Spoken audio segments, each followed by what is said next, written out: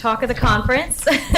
And thanks again, or thanks in advance for everybody's attention. We're going to try to keep it light, a little more interactive if we can. And so pretty much my job is to introduce to you what we're doing with this natural history study in LBSL that's just started. We're really excited about it. And so there are a couple of novel aspects of the study that are new in rare genetic disease and in pediatric research in general. So in terms of the flow of the talk, so first I'll just talk about what a natural history study is and a little bit about why it's important in rare genetic diseases. We'll talk about doing virtual or remote research, which is the most novel aspect of this study. So after that, I want to do just a brief review of the things that you've been hearing throughout the conference, which is what do we know from the literature about LBSL, about how it progresses, about what symptom or what clinical features we tend to see, a little bit about the science, and this is just really a setup to talk about what questions we now want to answer with a natural history study. And in the last part, we'll just basically introduce the nuts and bolts of what the study will look like. So if you participate or your children participate, you know exactly what to expect. And then we'll have more members of our research team come up and we'll do a little bit of demonstration. So you get a better idea of what everything will look like if you participate. All right. So first we'll just talk about the role of the natural history study in rare genetic diseases. So a natural history study basically is a comprehensive longitudinal study where we're collecting health data repeatedly over time in a group of people. That's simply what it is. And it's important because it gives us a baseline or lets us know about disease progression, about disease symptoms. So when treatments are one day developed, we use that in order to see what's the effect of the drug or what's the effect of the intervention that we're trying. And is it really making a difference in this disease?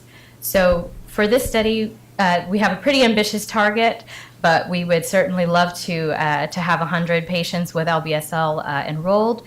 And so the study will involve 6-month visits over a course of 5 years. So this might sound like a huge commitment, especially if you live far away, but the cool thing about this study is that we're planning on doing home-based visits or virtual visits where it would not require you to come to Baltimore every 6 months to participate. So in terms of the things that we would be looking at, first looking closely at neuromotor ability. We'll talk more about that, but we would be essentially doing analysis through a wearable gait sensing system that we would send to your home. We would be looking at neurocognitive ability because we do have some sense from the literature that cognition, attention, behavior is potentially affected in LBSL over time, and then looking at quality of life and what does that look like for patients with LBSL. So why start a natural history study? Why do all this? So first of all, we have some understanding of how LBSL progresses over time, but things are not exactly clear. We know enough to understand that it probably looks different for patients depending on the age of onset. So I know that, for instance, Dr. Fatimi talked about this at the beginning, how it looks different sometimes for infants that are affected versus those affected in school age versus adolescents or adults who have onset. And then we don't, of course, the major thing is we don't yet have a cure. And in the meantime, while we're working on developing cures and treatments, we don't really have clear guidelines for what should the care of patients with LBSL involve. So, for instance, it would be helpful for us to know what medical interventions that are maybe already being tried in clinic could be helpful and slow the progression of the disease potentially. What about non-medical therapies? And does that affect the disease course at all? And then also I had alluded to, do we need to be thinking about screening or monitoring patients with LBSL for any changes in cognition or behavior? Because those things could have an impact on school and work performance and quality of life. So again, in rare genetic disease, pretty much it's the mode these days that all of this starts out with a natural history study. And there are lots of great examples of success recently. So one example I just wanted to point out that shares some similarities with the goals that we have in LBSL is Friedreich's ataxia. So if you haven't heard of it, this is a debilitating, life-shortening, degenerative neuromuscular disease The inheritance pattern is autosomal recessive, as in LBSL.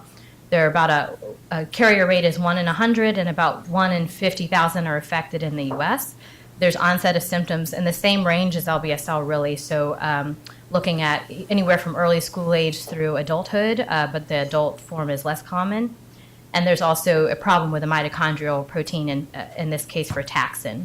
So what we see in Friedreich's is this eventual loss of the ability of walking and a dependency on others for daily activities.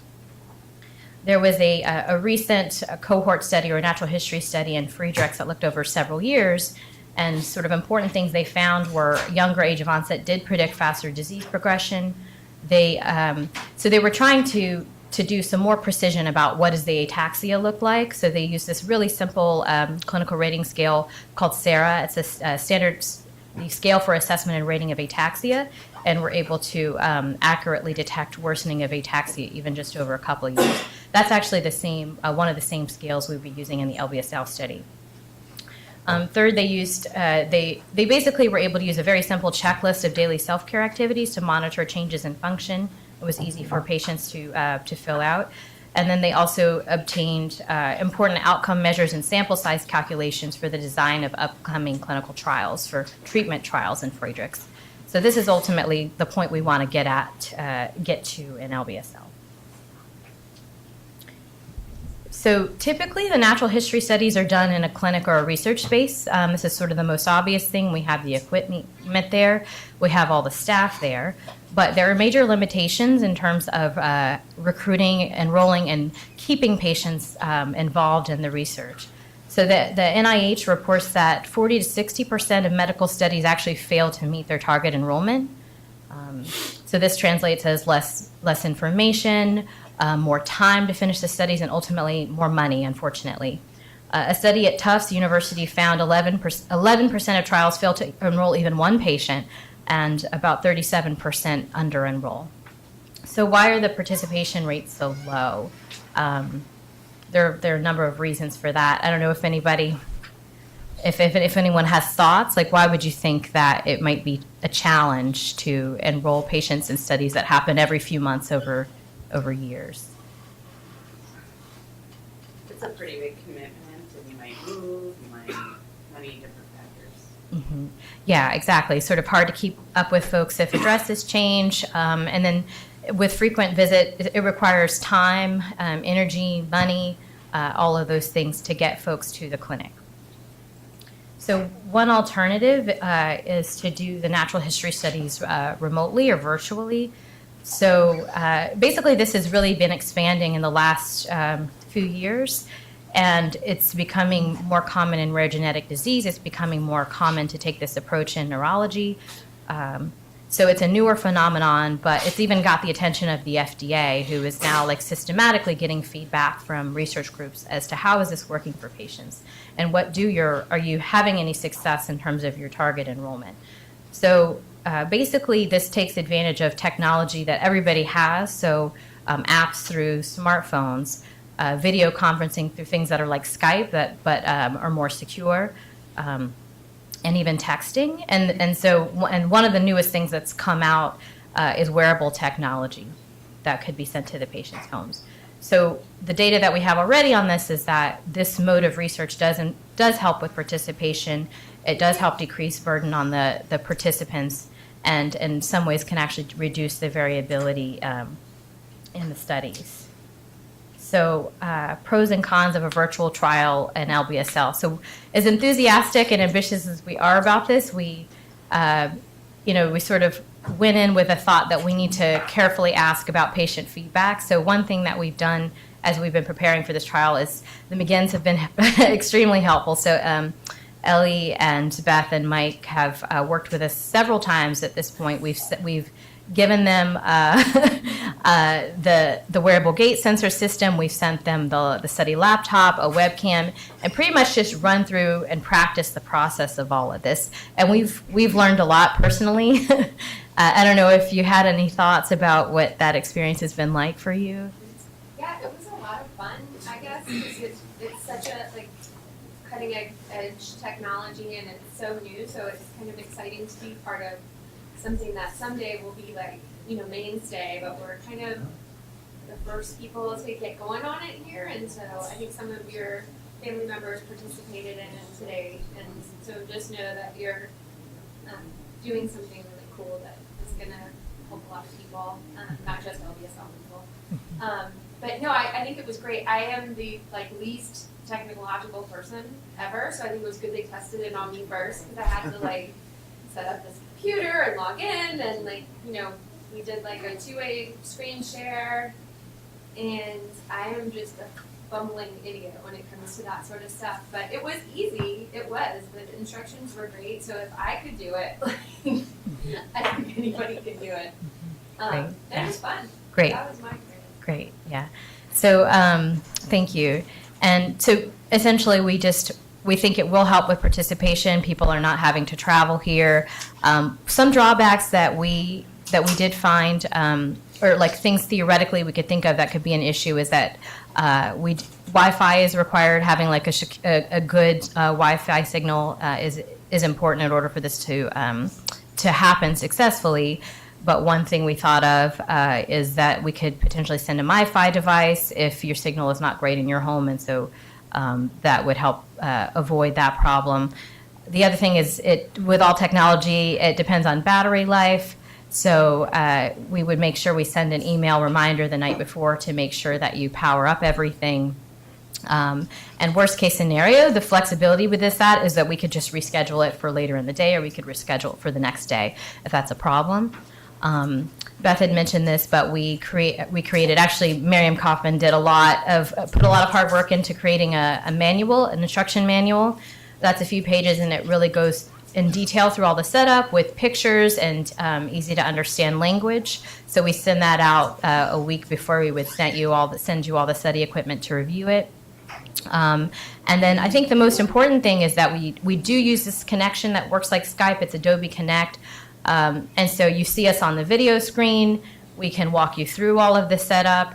There's an audio connection. And then if all else fails, we have the ability to actually remotely take over the laptop. And that's usually what we do. So we can actually run all the testing, and you just sit back and participate. So in part 2, just wanted to talk about key questions and goals for ongoing research in LBSL. So what do we already know? What are the questions that remain? What do we hope to achieve? So in a review of the literature, everybody is well aware there are 3 major hallmarks in LBSL: the DARS2 mutations, changes in the MRI, the brain and the spinal cord, and the white matter, and then very hallmark clinical characteristics. So we know the inheritance pattern is autosomal recessive, and there are so many different types of mutations. This is a review paper from 2014. Of course, you don't need to be able to see the details, but just as the scope of how many mutations. And then the color coding relates to what type of mutation. So in the purple are the splice site mutations, where part of the message isn't included properly. And the blue are the missense, where there's a letter change that results in the DNA not being read correctly. And the green are deletions, where there's a letter taken out and the message isn't read correctly. And the red are the few nonsense, where the message is a stop message and the mitochondrial protein is not made. So just to briefly, we won't go into much more of the science here, but just wanted to remind you that, again, DARS2 encodes mitochondrial enzyme that's really important in mitochondrial translation. So basically, the protein isn't made correctly, it's dysfunctional. We know this happens not in all the cells. We know there's different ratios, but the end point is that the proteins that are important for the respiratory chain to function are not there, and there's a deficiency in energy that especially affects the brain and the spinal cord. So the interesting thing is that most of the vast majority of the DARS2 mutations are compound heterozygous. So just as a reminder of what that looks like, basically there's either the trans or the cis configuration. So with the trans configuration, you've got one hit or one mutation on the paternal allele and a different hit on the maternal allele, so that with a combined effect of producing the disease. And the cis configuration, you have two different hits on either maternal or paternal. So this is what most of the DARS2 mutations look like, as opposed to someone who's a carrier who's unaffected, it's heterozygous, so just one hit on the maternal or paternal allele. And then we actually we know that there's some, it's the minority, but some DARS2 patients that are homozygous, so they have the same hit on maternal and paternal allele. We talked about exon splicing as being really a major feature of this. So there are two mutations, but almost invariably one of those mutations is an intron 2, which is upstream of exon 3. And as a consequence of that, exon 3 is not correctly included, and you have dysfunctional protein. And then these splice site mutations are leaky, meaning that in some portion of the cases, exon 3 is actually included, and you do get a correctly made protein. So everybody has like a slightly different ratio of that. Okay, so as I mentioned, a few patients do have homozygous DARS2 mutations. I think 7 have been reported. So especially since those numbers are so low, we really don't have a great sense of if clinical symptoms look different for those persons versus those that have the heterozygous mutation. So that's an ongoing question. Also, are the long-term outcomes different for those two groups? So another question that, again, I think there's a low probability of this. Pretty much we understand that the folks who are carriers don't have symptoms, but through our study, we want to collect enough detailed information about family history that we can confirm that there's not any subtle clinical change for DARS2 mutation carriers.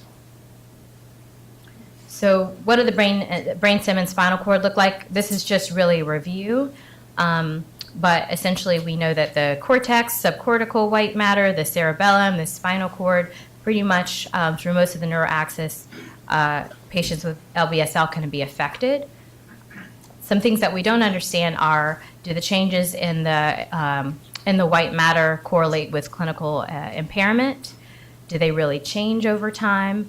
And is there any correlation of what the white matter looks like and what the gene changes? And really more numbers are needed to fully understand these questions.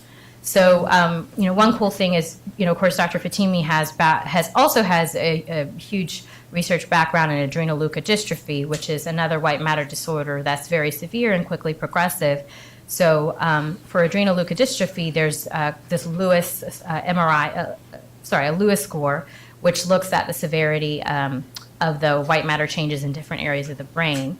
So we've come up with a modified Lewis score that we can use for LBSL to more accurately quantify this and look at changes over time. So in terms of what the clinical symptoms look like, so the largest study to date, I believe, included 66 patients, and they looked over 10 years. So this is the number of patients, and these groups are age of onset in years.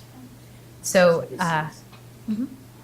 so at a glance, I do want to point out that the very lightest blue bars it's basically missing data. So these are people who are followed less than 10 years. So that's one caveat. But what you can definitely see is that most patients have onset of their symptoms either between 2 and 6 years of age or 6 and 12 years of age. We see that for the infantile, so between 0 and 2 years of age, if you look over 10 years, so there's it sort of breaks up into quarters. So about a quarter of the patients are walking without support at the end of that time. About a quarter have loss of walking without support. About a quarter are fully wheelchair dependent, and then unfortunately a quarter of those patients were deceased at the end of the 10 years. So for the patients that had onset in childhood, either early or later school age, a lot of them still were walking without support, but then you have a proportion that are still that have loss of walking without support over that time. And there's not a lot of, they didn't have a lot of patients that had adolescent onset or adult onset, but they were walking without support at least at the end of the 10 years. So the other pattern that emerges from the literature is that the lower limbs do appear to be mostly affected in LBSL. So very common symptoms are, spasticity or stiffness, ataxia or unsteadiness, walking, weakness in the legs, leg cramps, wasting of leg muscles. So we see all these things in many, many cases. But there are also, in the last few years, we're noticing new non-classical symptoms that have been reported. So problems with eye movement, issues with seizures, issues with speech difficulty or swallowing, and even upper extremity dysfunction that affects writing and just day-to-day activities with their hands. So we think it's really important to look broadly into those symptoms and to get very detailed, specific information. And so we'll talk a little bit more at the end about what tests we're going to be doing to capture that. So another really important question is, what does cognition look like in LBSL? Does it change over time for patients? So there's not a lot of detailed data on this. It's really pretty scarce, and a lot of times it's cross-sectional, meaning they sort of look at one point in time, but not over time. The few case studies and series that are out there report findings that are not clear or that are not specific. So cognition is reported as normal in some studies, especially for adult patients. But other studies report that anywhere from 25 to 50% of patients have learning problems or cognitive dysfunction, without a lot more specification. There was one study of 3 patients. They were looked at between ages 17 and 30 years of age, where they actually did repeatedly, they did IQ tests and very detailed neuropsychological testing. And they found that even though those patients didn't report any symptoms, there were some subtle changes. So it actually related to so multiple sclerosis is a very common white matter disorder. Those patients tend to have problems with attention, working memory, information problems, or information processing, and they saw the same types of deficits for these adult patients with LBSL. So this is something that has to be explored further. So in summary, the clinical signs and symptoms that we see in LBSL, they appear to be much broader than we realized 15 years ago, and so we want to make sure we keep an eye on how things are evolving. So a large comprehensive study can help us to understand which mutations are responsible for that classical or the non-classical picture in LBSL. And other things we really want to understand, because we want to do something now, as we talked about, it'll take more time, it'll take more money to get a cure, but what are we doing in the meantime? So we hope that intervention with PT, OT, speech therapy, things like this might slow the progression or make an impact on motor function deterioration.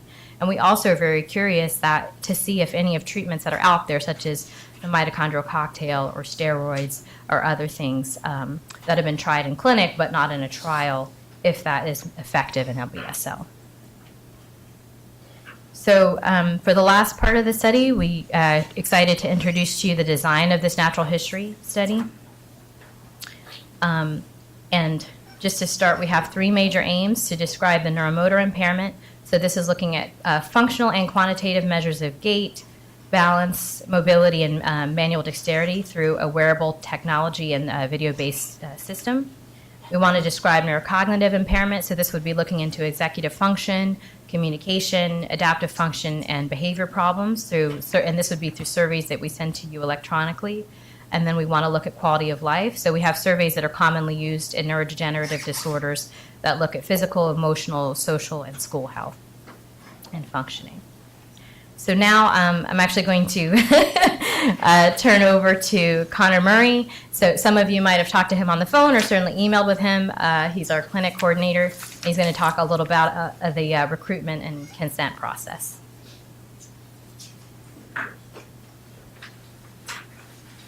I just want to start by saying Miriam will probably be doing most of this.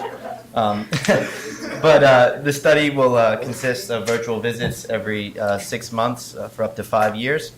We're hoping to enroll up to 100 patients, and hopefully being able to do this remotely will allow us to achieve that goal. And then a written consent form will be mailed to each patient, and then a follow-up call for review and questions that the patient has will happen. And see at the bottom here, we have a flyer on the left, designed by Miriam as well, and another website page that we hope to put up on Facebook on the Cure for Ellie's page. Okay, and so participants will be recruited from 3 sources, one being the Leukodystrophy clinic here at the Kennedy Krieger Institute. I'm the coordinator for that clinic, so if any patients have LBSL in that clinic, we'll try and recruit them. And then through websites and social media pages of the Leukodystrophy foundations, namely A Cure for Ellie and the United Leukodystrophy Foundation. Both those pages also have Facebook pages. And then finally, a posting of the study will be on clinicaltrials.gov. Okay. And then just briefly to go over eligibility and medical history. After consent, participants will mail us their medical records in order for us to determine their eligibility. And once the DARS2 mutation is confirmed and all neuroimaging has been done, then the participants will be notified by phone, probably by Miriam. And then finally, participants, this kind of ties into the last two, will be asked to provide all relevant neurological and developmental examinations. Do you have any idea of how many people are being diagnosed? Is this becoming a more common disorder than was once known? That's part of the reason why we're doing this study, is to figure out what exactly the population is, and if you have any. Yeah, so, again, like I had just mentioned at the beginning that we think 100 patients is probably ambitious. So just based on collaborations we have with other labs that are working on LBSL and what we've been able to accomplish in terms of numbers before for large cohort studies. So, we suspect it's possible, especially given the large carrier rate and the fact that LBSL looks so subtle, that there are cases out there that are being missed. And we hope with the sort of the advent of more people doing genetic testing, it's hard to say over the next few years, like how many folks will be added to that number. But right now, 100 we know is ambitious, but we think possible. The paper you're talking about was 66. Where was that cohort combined from? Yeah, so that was in the Netherlands. So this is Dr. van der Knap's. All over the world, that was sort of all the cases. Yeah. And, so Dr. van der Knap often gets MRIs from all over the world sent to just as a second opinion. They're all the majority of those patients I've never seen like Mark, right? So this was just putting together all the referrals that should have done in that paper. I think, the saying is, especially now sitting here looking at some of the individuals who so mildly are affected, I think there's probably a vast number of patients out there that are not being diagnosed. That are being, have been misdiagnosed. Because a lot of times when somebody says you have cerebral palsy or multiple sclerosis, to change, somebody has to think to reinvestigate and to reevaluate that diagnosis. Yeah, I pointed out the other day when they showed that same graph we've seen quite a few times with the different variants. I'm pretty sure they took everybody that's ever gone through Van de Knap's shot and put them into the study, at least from some perspective, because like I said, for ours, no one's ever seen the exact variants that we have, but they're both on that sheet. Yeah. So I think, anybody who got diagnosed before 2014 has been part of this in their shot. And if you get do you think you'll get collaboration from her? That's a good question. Because then you immediately increase your population basis. No, that's probably a tricky question. So that's a great question. I'm not sure. So I know Dr. Fatimi at some point will talk a little bit more about our collaborative opportunities. I don't know if you would like to now or we'll save that for the end. So whatever she's going to present in the next whatever minutes, what we're trying to achieve here is to get a so-called pilot study done. So we don't, of course, the 5 years follow-up is not a pilot study, but right now in the next 6 months, if we can capture of every patient one time point, as many patients as we can capture this disease, then what we're planning to do is to use this as a pilot data. There is a consortium called the Global Leukodystrophy Initiative. We are part of it. Dr. Vandenberg is part of it. Dr. van der Knap is part of it. So are 13 other centers across the world. Most of them are in the U.S. So outside the U.S., there is a Canadian side.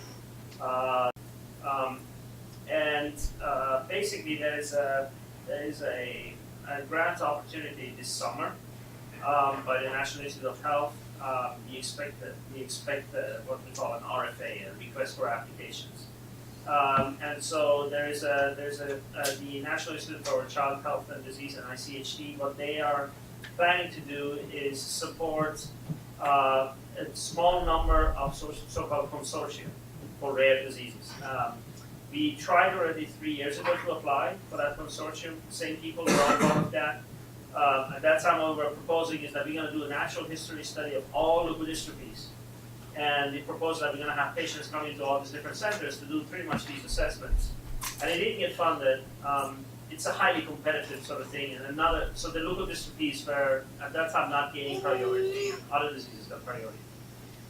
This time around, we got notice from the NIH program officer already that there's going to be this grant opportunity coming out in August. So we are hoping by the fact that they actually told us that there's a higher likelihood they're going to be initially funding it. And so what we decided this time is if we can get in the next few months feasibility data here that this methodology that we're proposing to assess patients is a good way, then we're going to put that into this consortium application as a measure of outcome, not just for LBSL, but for other leukodystrophies. But then the LBSL study will become one of the aims of this grant. And so we're going to have all these different centers. And then it's still going to be up to the centers if they want to participate or not. Even if they are part of the grant, they can still say, I don't want to share this patient with them. And I'm going to reserve my judgment how these other doctors are going to decide about that. But I think usually the way you buy in other doctors is by pitching in something new, something innovative, and I hope that this is perceived as such.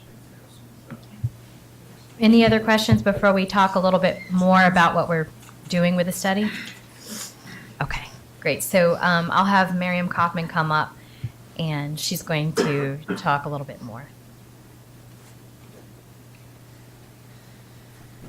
Hello, everyone. Hopefully I've introduced myself to a majority of you. If I have not, hopefully I will by the end of this conference.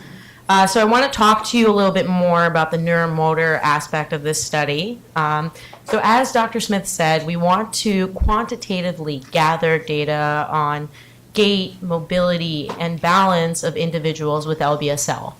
And the way that we want to do this is by using a wearable sensor technology called Opal system and video-based testing. And basically these Opal systems are very powerful watch-size inertial sensors that are worn on the participants. And they really have sort of two functionalities. They can, as many have probably seen, they can be worn on the patient and wirelessly stream all of this data about your gait and your posture almost live to the computer as it's happening. But it also has a capability to log data. So these sensors actually have the capability to be worn without it being next to a computer. And they will gather this data, they will hold it into these sensors, and then that data can actually be uploaded onto a computer at a later time. So these are really powerful sensors that we want to use to gather these variables. And so when I talk about what are we trying to gather, and what I mean is we want to really have a much more in-depth look at gait and mobility and balance. And right now what we have is sort of with like a distance test, right? We have a walk test that's 2 minutes. All we're really looking at is not only, but we're looking at, what is the total distance the individual walked? Or when we look at an individual sway and we say, can you do a sway test? We're kind of objectively putting a number to it. Well, here we're going to have these sensors that are going to be able to detect these variables such as planar acceleration. And you really, there's just, you don't have to understand necessarily what they mean, but it's sort of a way to quantify really this sway and pick up things that maybe the eye can't pick up, right? So it has a much in-depth look at the gait and mobility and postural sway of individuals with LBSL. So I want to show you also in terms of gait, there are things that these sensors can pick up, again, that goes a little bit just beyond what the eye can pick up. And so there are things like circumduction, so how much is an individual maybe swinging their foot around when they walk. There's things like the toe out angle. There's things like the elevation and mid-swing, so how high is the individual lifting their foot. And all of this is really going to give us a more in-depth and a deeper understanding and look at the gait and mobility and balance of individuals with LBSL. And it's basically what we're trying to do in our study.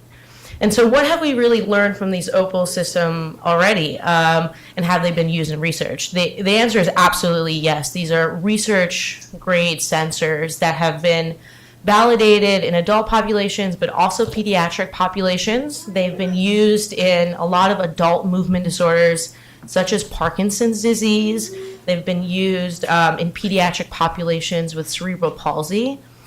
And so these are really powerful sensors that have been used in research before, but where we are sort of on the frontier is that we want to do a completely remote study. And so these sensors have been used in participants' homes before, but a research staff member was sort of present in the home while the testing was happening. What we want to do is we want to send you these sensors. We want to give you in-depth instructions and on setting it up and how to do these tests, and we want you to do it sort of in your homes.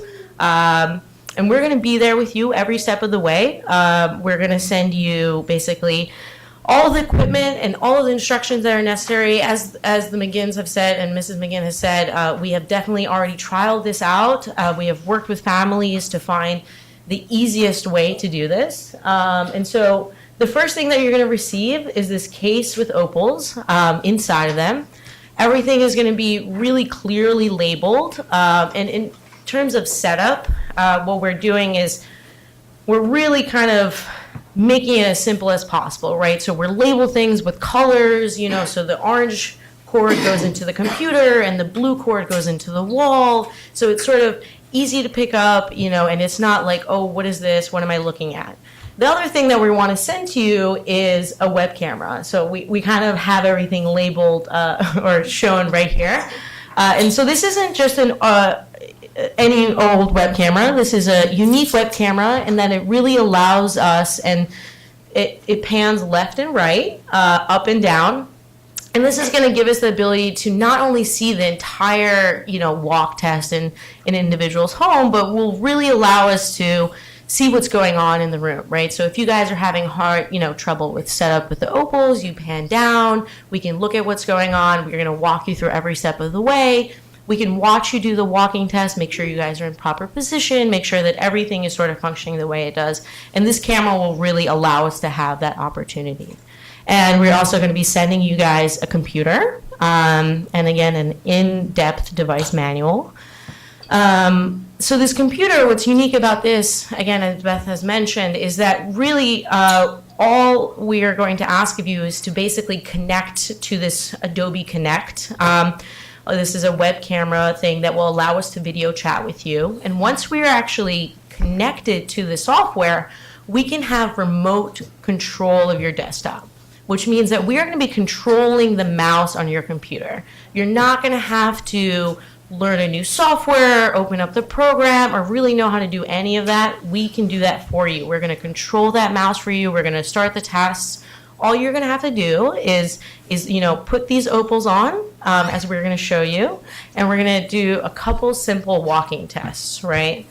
And so again, this manual that we've created has so many pictures and screenshots, not a lot of words, minimal words, but really the best way to sort of guide you through every single step of the study to make this feasible. So Connor can demonstrate what these opals look like really quickly. Yes, there you go. That's the lumbar one. So one is going to go around the spine, and we're going to have two on the feet as well. It's like an airplane commercial. Yeah, I kind of feel like it. So this one, right, and it's just going to go around the foot just like that. And so there you go. Thank you, Connor. So again, they're very easy to put on. They're very easy to take off. And now we're going to show you a quick video that we made about what do these walking tests look like. So I'm going to show you this video.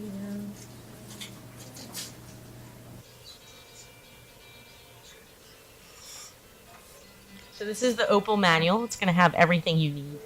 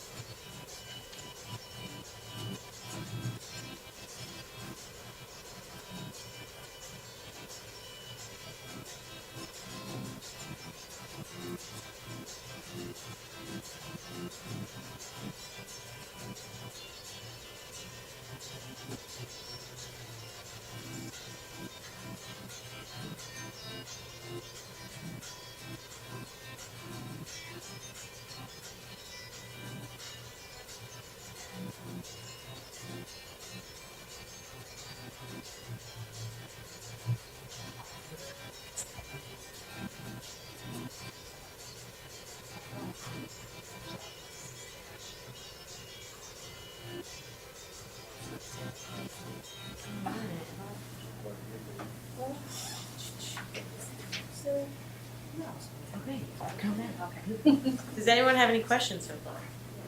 Yeah. If your child is 1.5 and traveling, Yes, absolutely. So, Yes. I mean, it's going to be adapted basically, for people who can do the walking test and who can't do the walking test. There's going to be sort of a wide variety based on age.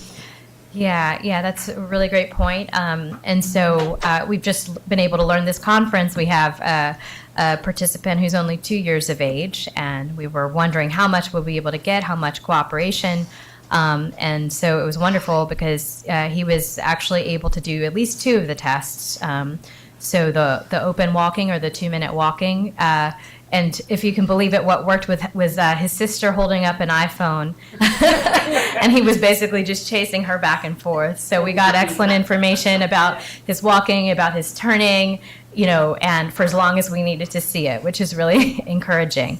And then the second thing is he actually held the iPhone and stood there with his feet apart and his eyes open, still for 30 seconds, twice. So, so we're definitely still learning. We know that we'll have limitations for our younger patients, but certainly as they grow older, especially over the course of 5 years, we'll be able to collect and we'll be able to gather more information. Any other questions or thoughts? Okay. All right. So, sorry. Mm-hmm. I just think like for doing the he or the shin test, I think it needs to be specifically said whether you want it in line or seated, whether you want shoes on, trousers on, because that really changes the purpose of the feedback when you do it. So, my recollection of being taught how to do it, you should be lying flat, you should have bare legs with no footwear on. And maybe you should check that the descriptive and make sure the video that has that version rather than the socially acceptable version. Does that make sense? If you want to get results that people are going to read and say this is good science, I think the test has to be performed in a way that is originally described. That's absolutely the case, and we've been talking with our physical therapist about that and how, especially since we're doing it in the home and we don't have the advantage of being in the clinic and having an exam table, how can we set this up appropriately to view what we need to view and to do the test appropriately? So we have agreed that lying down needs to be the mode that we're doing. And it is actually a really good point. As we've been practicing and working on this process, noticing that yes, footwear makes a difference, wet pants. So, and this is the feedback that we're getting from you all that's extremely helpful, and as we go through this process we'll tweak things more, but I agree that to decrease the variability we probably need to recommend what should be worn specifically.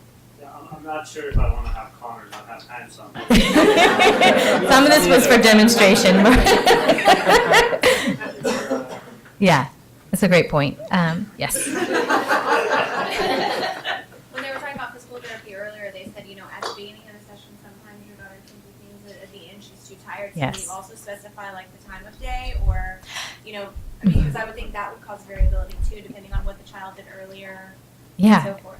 Yeah, that's absolutely right. So that's one advantage we think of being able to do this testing in the home is that we have the flexibility. So say if you were traveling to Baltimore, we had a specific schedule for, you're going to come in the afternoon, you're going to come in the morning, or this testing is going to take several hours. So, what started as morning might bleed into the afternoon. We just have less ability to control that if you're coming to see us. The nice thing is that we call you to set up a schedule in advance of when is an ideal time to do the testing. We make sure that we document if we've done it in the morning, the afternoon, and we really give you all the choice. Like we know there's fatigability for a lot of LBSL patients, so probably it would be ideal to do this consistently in the morning. Yeah, Ellie was tired when we did the first one. It was after school, and she was tired. Mm-hmm. Not as into it as she was the second time we were going to do it, and she was morning and she had to sit at school. Yeah, and We could also maybe do it twice. we can do it twice, or we say, it's not a good time.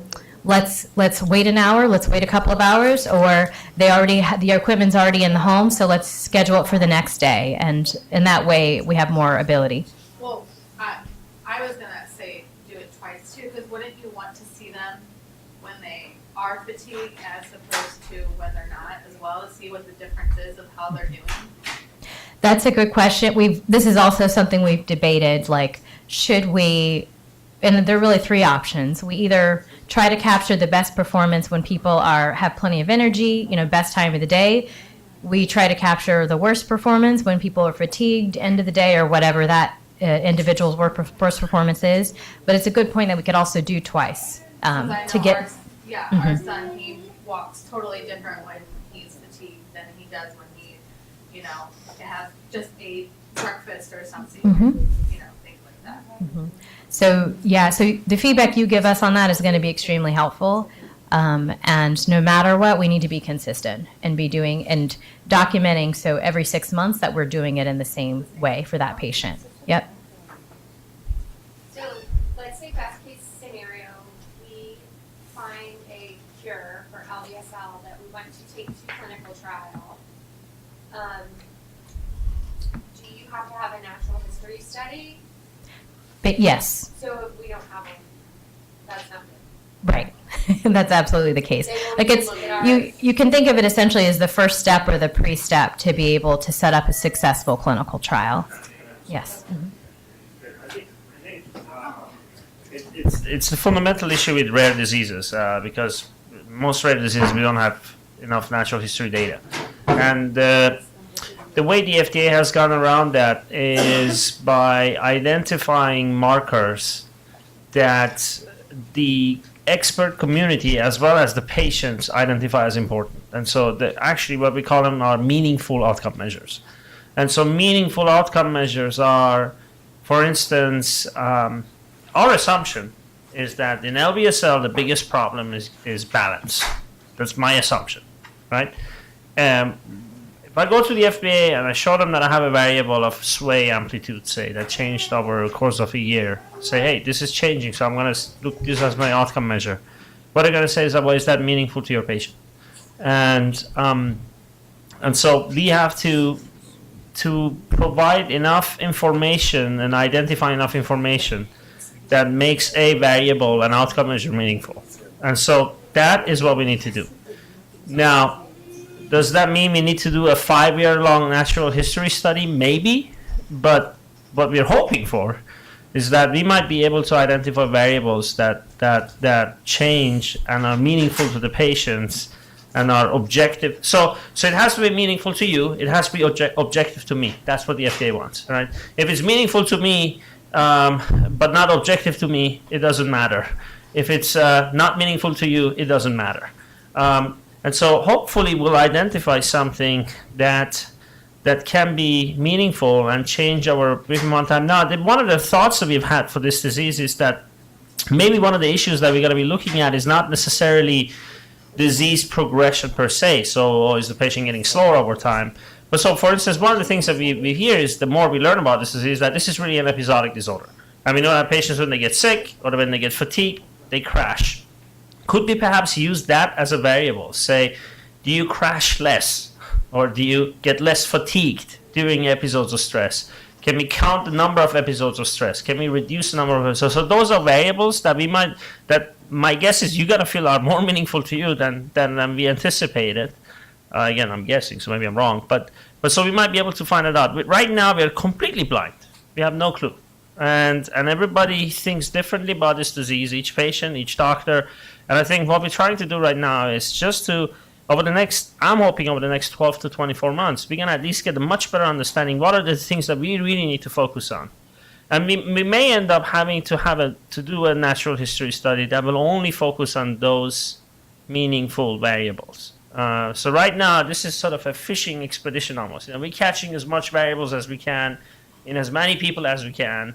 It may end up being that when we go to a clinical trial, it's not going to be a teenager, it's not going to be a baby, but it's going to be perhaps somebody like Ellie, or maybe not. Maybe we find out that, Ellie is doing so well, she's not going to be the right patient to test. Maybe it's a much younger child that's more severely affected, where it makes more sense to test the therapeutic because then we're going to see an effect faster. So right now, again, I think we are very early on to be able to answer your question properly. That's basically what I'm trying to say. But I think what we're going to try to do is in the next 12 to 24 months, capture as much information as we can. And we're probably going to have to be sitting again together, either in this room or, again, maybe somewhere nicer, and to sort of try to come up with these variables. But there's a whole pathway at the FDA. And by the way, the European agencies are the same. So it's not like that they think differently. They're not more liberal. The Australians, they are a little more liberal from a toxicity perspective. They require less toxicity data when you go into children compared to the United States and Europe. But other than that, they're all kind of on the same line. It's all the same regulatory aspects and regulatory views. And so there's a pathway called the Biomarker Quantification pathway where you can go to the FDA and say, we have this rare disease and we want to get your input. How are we going to do a clinical trial right? And that's their job. And luckily, actually, one of the people who's sitting in that advisory, in that group, is a former Kennedy Krieger employee. She's a former neuropsychologist at Kennedy Krieger, so we know her well. And we have met with them before. I feel that right now, if I go to them, it's too early. So we need to get this sort of screening experiment done right now, get the data points, sit down with them, and they're going to hopefully guide us. And they're probably going to tell me, come back and do some sort of survey to, again, find out of these variables that we're looking at, which one will end up being most meaningful to you. Yeah. Oh, you have more slides? Go ahead. Hopefully about that.